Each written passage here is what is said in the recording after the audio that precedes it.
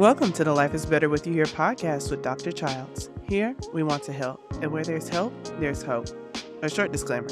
This podcast is not a replacement for therapy. If you feel you need treatment, we strongly suggest you visit your physician or go to withyouhere.org/therapists for assistance finding a mental health provider. Our topic for today is Microaggressions and Allyship. Now here's our host, Dr. Childs. Welcome to another episode of Life is Better With You Here. I am Dr. Childs, and I am glad that you are here with us. Today, our discussion will be around microaggressions and allyship. But first, as you know, I always like to start with a guided meditation to get our minds and our bodies grounded, relaxed, and ready for good information. So find your favorite spot, get comfortable, get relaxed. You can have your eyes open or you can close them, and let me guide you through this meditation, which is called Avalanche. Okay. The concepts of seeing darkness and listening to silence are very Eastern thoughts. Their utility in our culture can be very calming influences. So here we go. I want you to concentrate on your breathing. With each breath, feel your body expand and contract.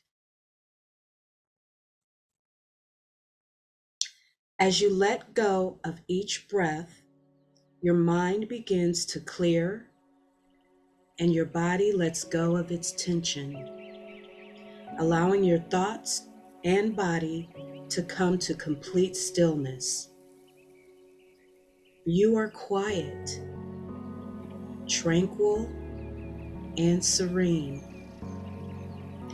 Allow your eyes to close as you feel these sensations.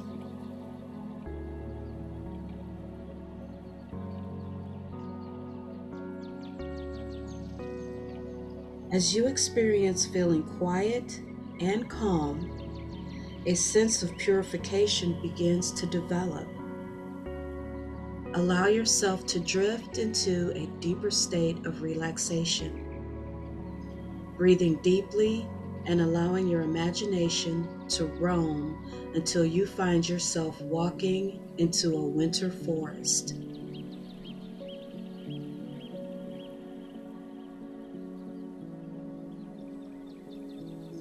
You are walking in a forest where everything is blanketed by soft, white snow from a recent snowfall. As you walk on this snowy path, you slowly emerge from the trees into a large, open, snowy field. In the far distance is a snow-covered mountain with a sheer cliff face. Suddenly, near the top of the mountain, a large section of snow slides off the cliff and falls, thundering down the slope until it eventually ends in a huge puff of white. In the aftermath of the avalanche, all is silent. Nothing stirs. The snowy field and mountain are completely quiet and calm. Allow yourself to enjoy the stillness.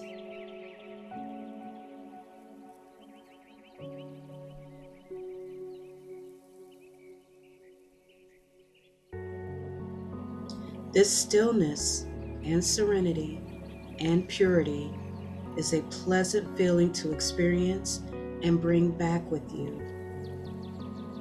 Focus on this feeling of serenity as you begin to become aware of your body and its present surroundings.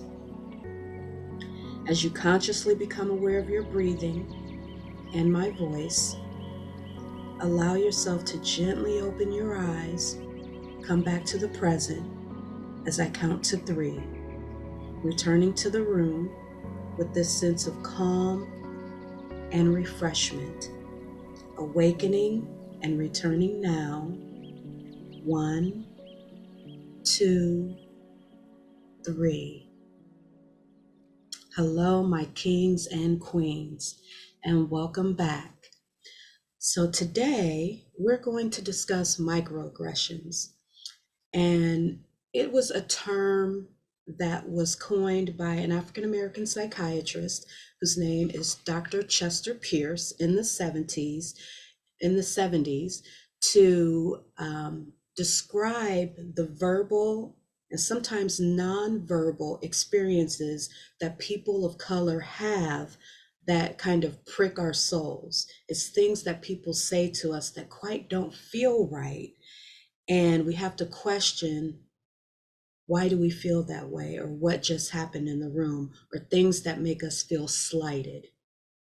And so when we talk about microaggressions, the definition that they give is a statement or action or incident regarding an instance of indirect, subtle, or unintentional discrimination against a member of a marginalized group, such as a racial or ethnic minority. Okay, so it can be subtle, it can be unintentional.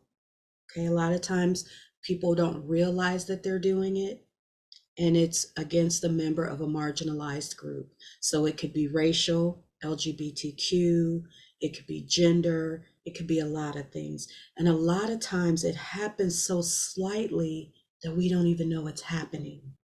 And so we have to walk away feeling like, I don't know if that's what they meant. And sometimes I tell people, if you have to question it, if you're feeling some type of way about it, chances are it probably was a microaggression. And what people will call it is death by 1,000 cuts, because each microaggression takes something away from you. It leaves you feeling less than, it leaves you feeling depleted. It takes a piece of your spirit because it takes from you. Okay, so it's an indirect, subtle, or unintentional discrimination against members of a marginalized group. So, an example of a microaggression, and we've all heard them and maybe didn't recognize that we heard them, are things like, oh my gosh, you are so articulate. What do you mean I'm articulate? Shouldn't I speak well? What does that mean? And would you say that to somebody who was Caucasian? Okay, is it a surprise that I speak well? Or if you've heard it in our communities, well, you talk like you're white. What does that mean? I speak English well. My vernacular is good. Okay. Or we've had this one, if you have natural hair, or if you don't and you have long hair, the questioning, is that your hair? Can I touch it? And them not knowing how offensive that is for you to ask to touch my hair. I'm not a pet. But those are types of microaggressions. And we can become very angry. We can feel slighted. We can feel a lot of ways because it's a shot at us. And again, it's a cut. And this is what they mean by death by 1,000 cuts when it comes to microaggressions. Other examples are if we are of mixed heritage, if we are Asian and someone comes up to us and they ask us if we're mixed heritage, well, what are you? What do you mean, what am I? I'm a human being. No, I mean, like, what are you? Oh, well, I'm African American. Well, like, but 100%, or like, what are you mixed with? And so again, very, very offensive. What does it matter to you what my heritage is? And if it does matter, there's a better way to ask me.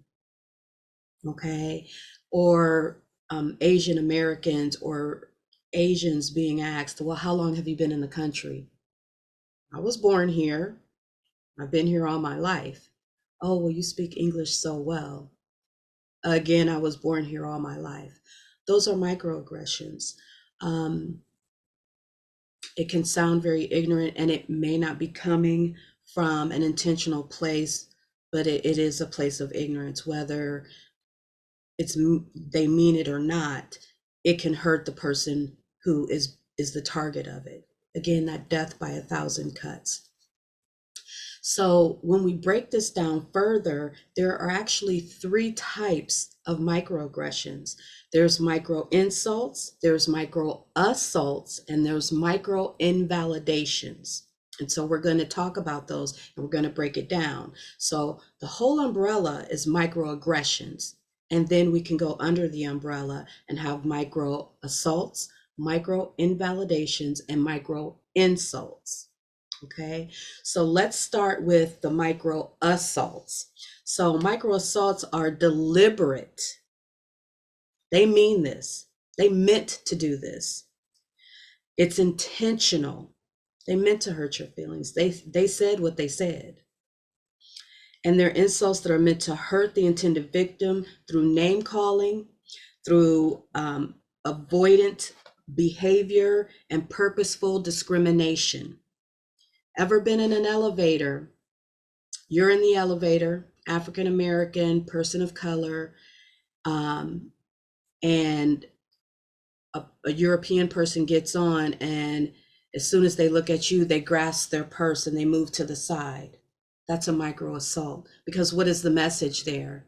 Oh, you might rob me, you person of color. You might harm me, you person of color. Or if a European person or another person of color, because it happens with across races, and let's say a Black man walks past their car and the first thing they do is hit the lock on their car. The message is, you make me feel unsafe. You're dangerous, so I'm going to lock my car. That is nonverbal, but it's very clear what you think. So that's a micro assault. Telling inappropriate jokes.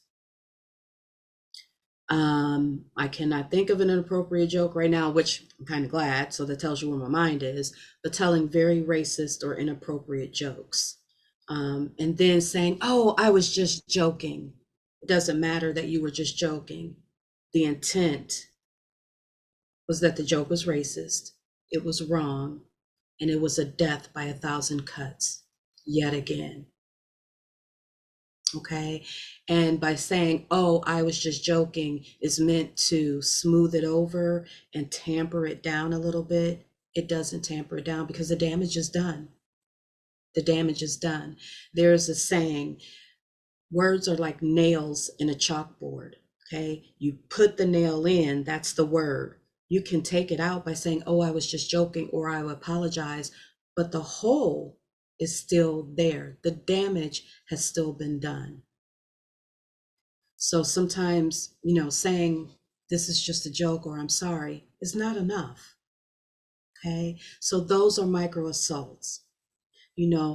Somebody locking their door when you walk past, or if you're walking down the street and you guys are on the same side of the street and they see you approaching and then they cross the street, the message is, you think I'm a threat to you. That's a micro assault. When you walk in and you get into an elevator and the woman clutches her purse, that's a micro assault. Right now I can envision you going into the Wild Wild West saloon and you're the only Black person, and you walk into the saloon, all the music stops, everybody, and it's like, that's a micro assault. The message is, what are you doing in here? You don't belong. A micro assault.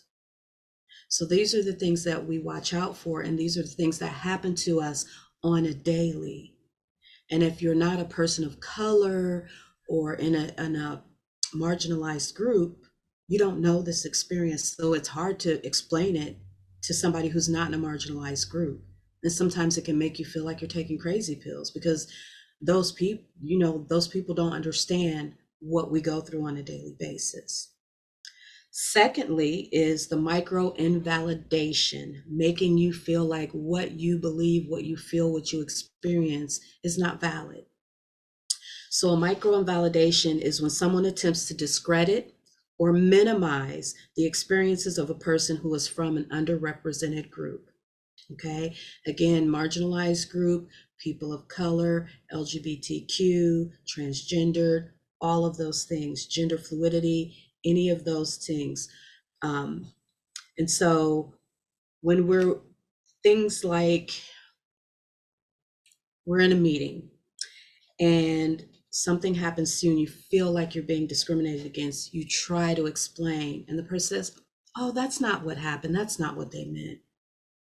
But that's what I experienced. I know when I feel like I'm being dismissed. I know when I feel like I'm not being heard.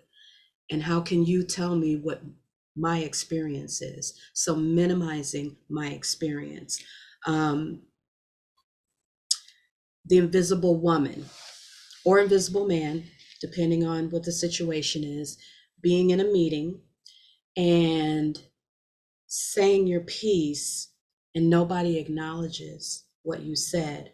But Bob or Susie will say the same thing. And they're like, "Oh my gosh, yes, that is amazing. That is a great idea." And you just said it 20 minutes ago. Totally feeling invalidated. And I call that the invisible woman. And a lot of people of color will tell you that this has happened to them in the meeting. And then when you try to explain it to them, the other part, "Oh no, that's not what happened. Oh yeah, no, it's exactly what happened." And then we have to deal with that.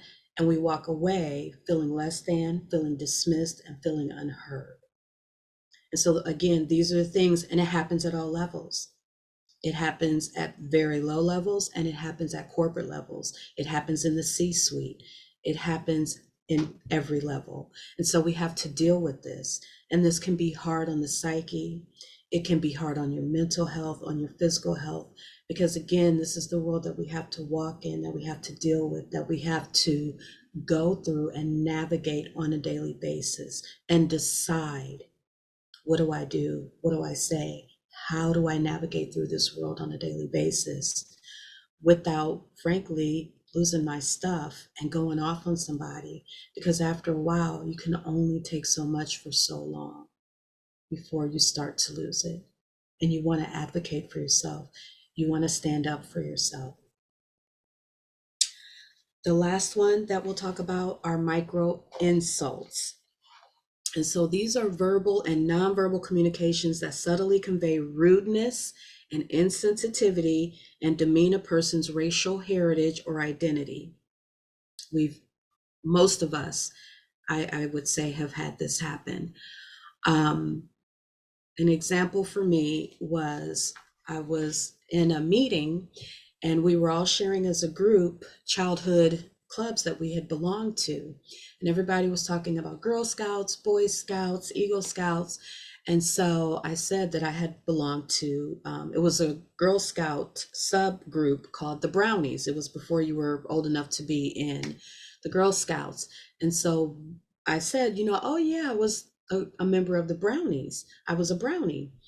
And one of my coworkers, one of my equals, came up to me and did two things that were insulting. She invaded my personal space. She pinched my cheek and said, "And you still are." I was so humiliated. It was done in front of a group of people, and I was very angry. And in that moment, I was so young that I didn't know what to say, and I didn't know how to advocate for myself. But I was angry and I knew why I was angry. And so I just smiled and I didn't say anything.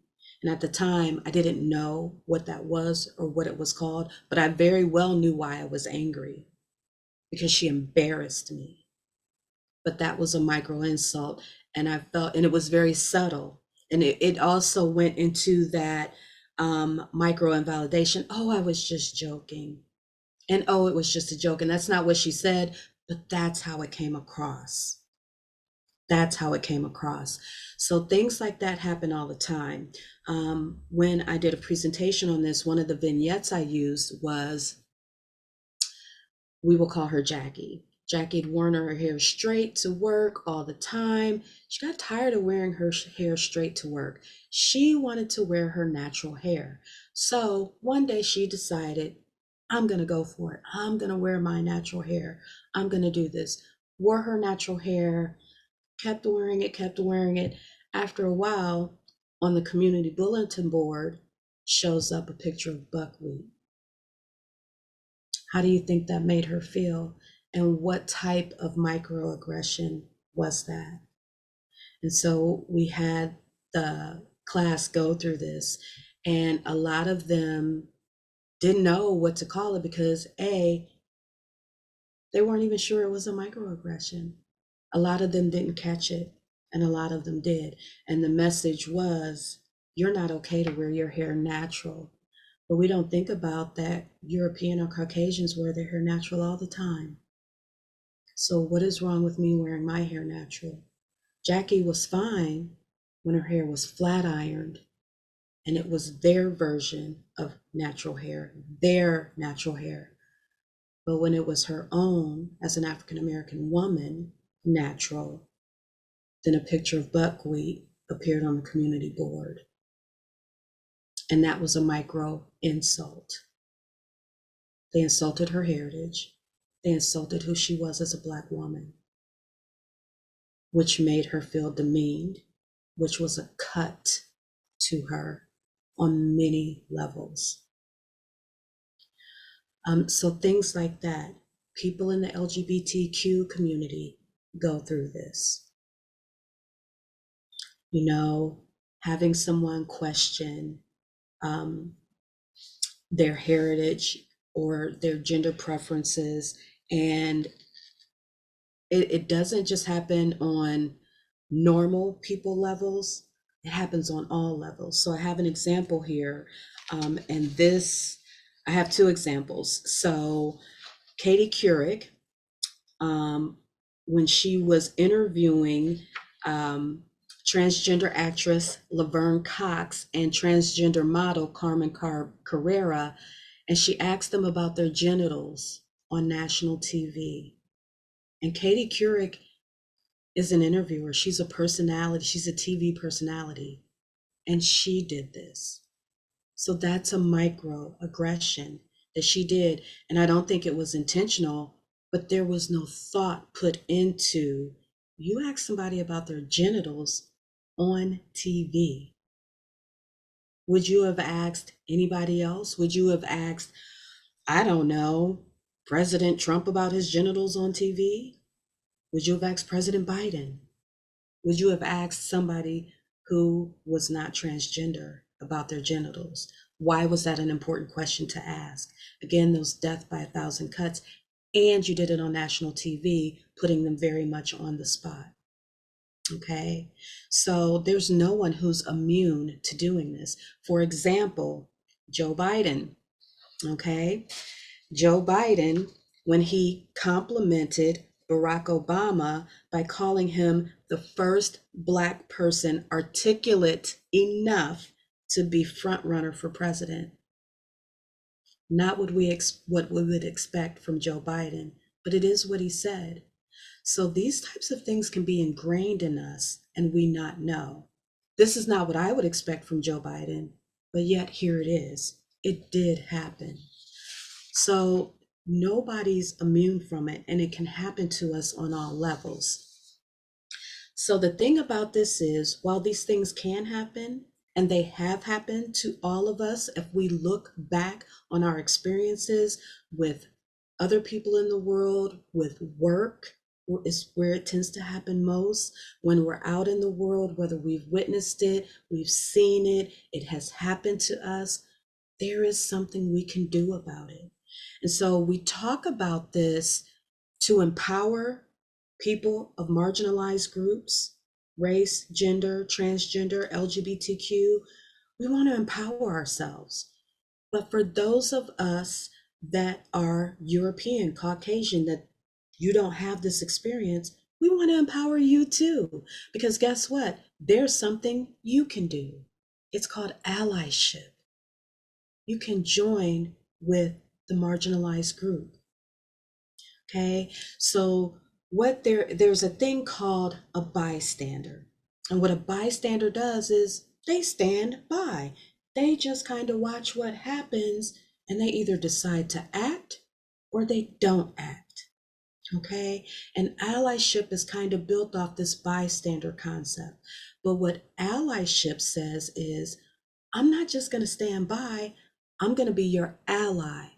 If I see something, I'm going to say something. So if we're in a meeting and Shavana brought up this wonderful idea that could bring in millions of dollars, but John didn't recognize or even acknowledge that she said something. But when Susie says it, he's applauding her and telling her how great this idea is. I'm going to say, excuse me, John, Shavana said the very same thing about 20 minutes ago. So can we go back to that and discuss what Shavana was talking about? Because I'm pretty sure it was the same idea. I'm going to stand up for her.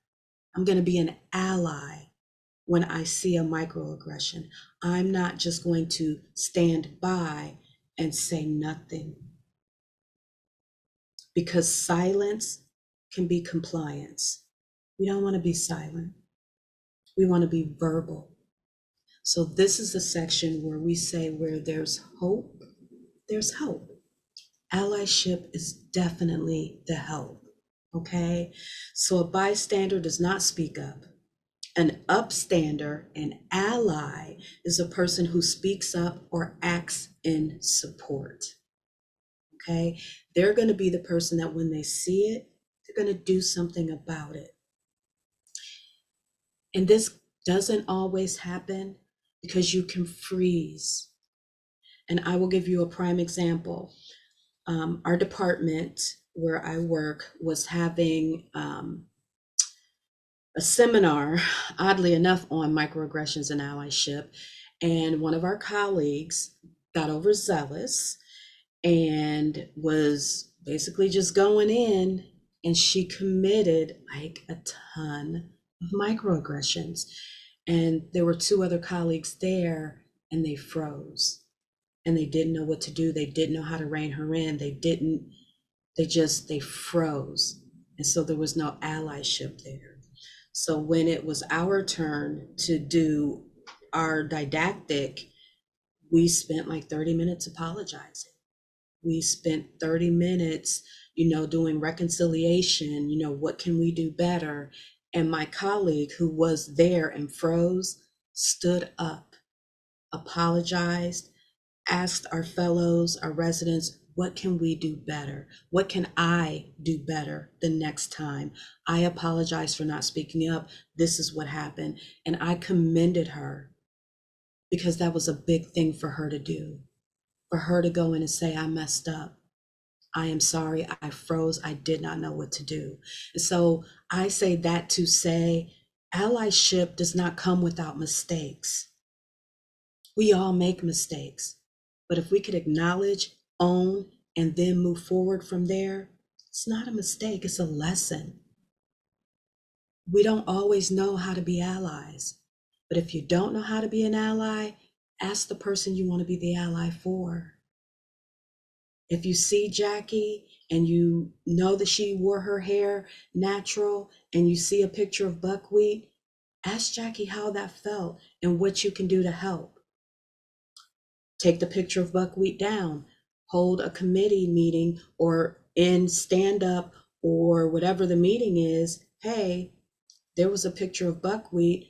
I don't think Jackie appreciated that. I'm not sure what the message is, but I don't think that was appropriate. And I don't think that should ever happen again. Speak up.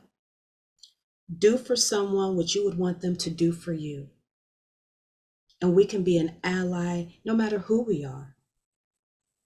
Allyship does not have to have a color, gender, race, nationality. Allyship is allyship. Okay? So here are some do's and don'ts to allyship. I'm going to read these off to you. The do's for allyship: do be open and listen. Okay? Listening is always important. If you listen to my other podcasts, we talk about communication. Communication is a two-way street. One person talks, the other person listens. And active listening, not listening to respond, but listening to hear what the other person is saying. Be an active listener. Listen to what they want and then respond with what you can do. Okay? Excuse me. Be aware of your own implicit biases.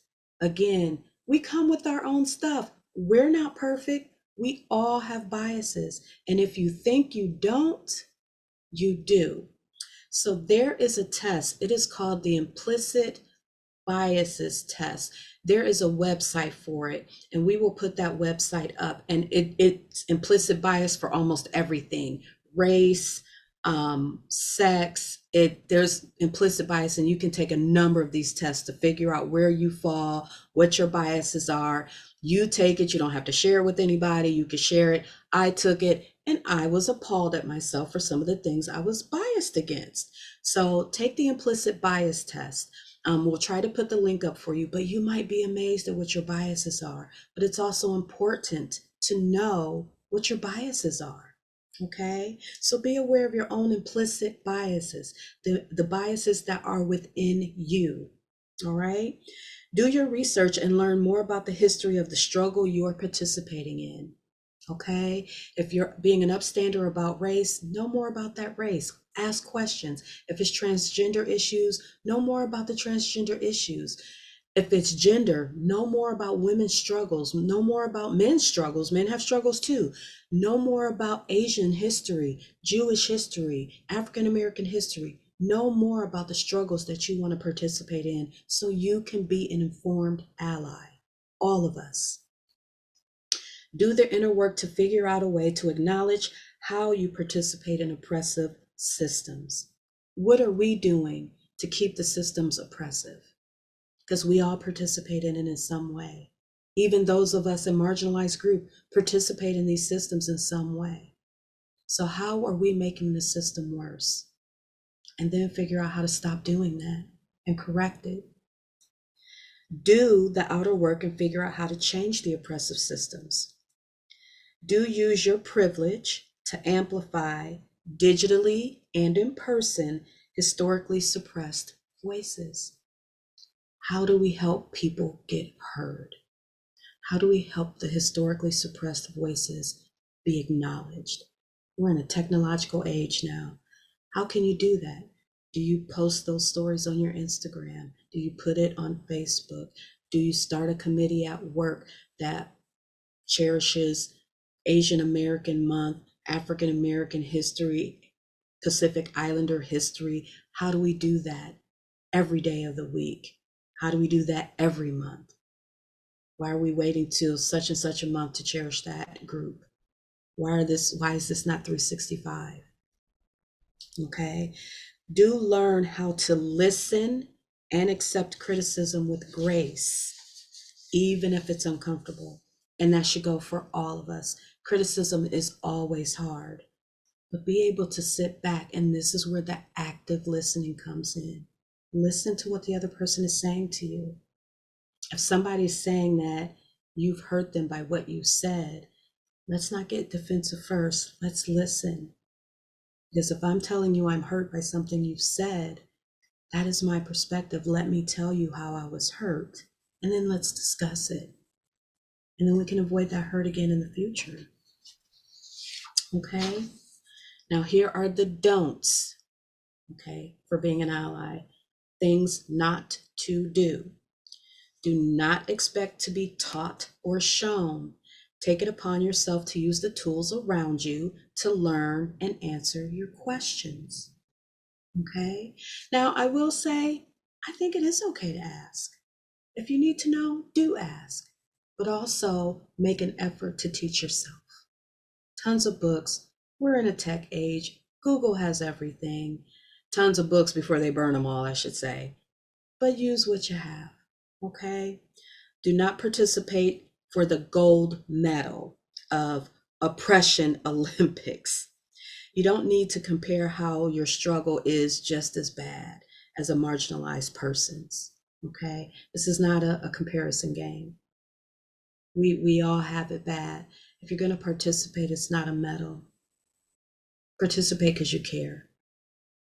Participate because you want to be there, you want to make it better.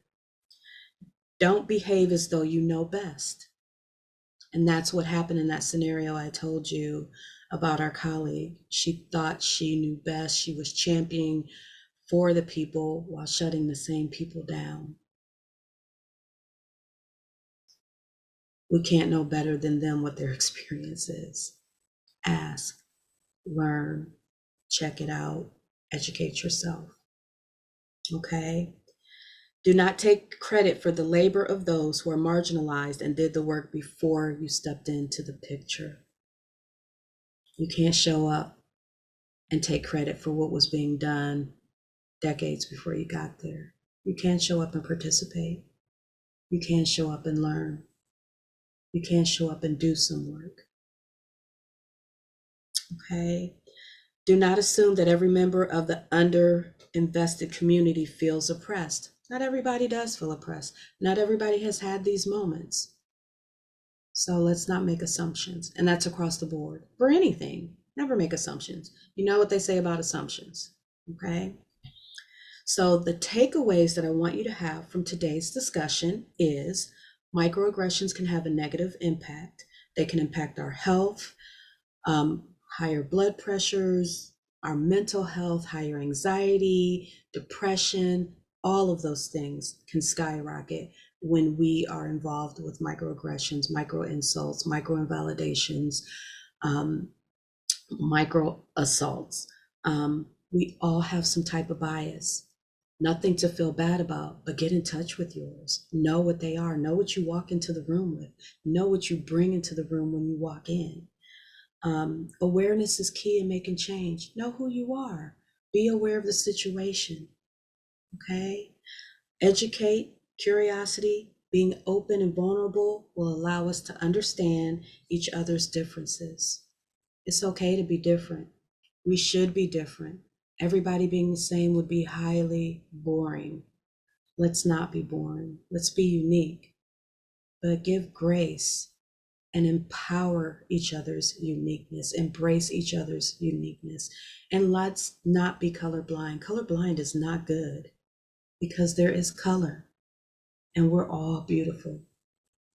There's all genders and they're all beautiful. Let's accept, expand, and embrace one another. Let's be upstanders. Let's be allies for one another. Let's stop death by 1,000 cuts. Okay? We can all be allies and upstanders. So my challenge to you is to be an upstander and ally when you see or hear microaggressions taking place. And so instead of an affirmation today, I have a quote by James Baldwin. And the quote is, "Neither love nor terror makes one blind. Indifference makes one blind." And remember, regardless of your mental health journey, life is always better with you here. Thank you, and we look forward to seeing you at another podcast. Take care. Thank you for listening. This has been the Life is Better With You Here podcast with Dr. Childs. For more episodes, you can visit us on Apple Music, Spotify, Google Play, YouTube, and many more. We would also like to give gratitude to our sponsors, the Ohio Suicide Prevention Foundation and Global Insight Productions, without whom we wouldn't be able to do this. For more information about our sponsors, please visit ohiospf.org and globalinsightpro.com. And don't forget to visit us at our site, withyouhere.org. We look forward to seeing you next week. And if you have any suggestions for future episode topics, feel free to leave us a message. Also, if you or someone you love is in crisis, please call 988 or text Steve, STEVE, to 741-741 for free and confidential support 24/7. And again, thank you.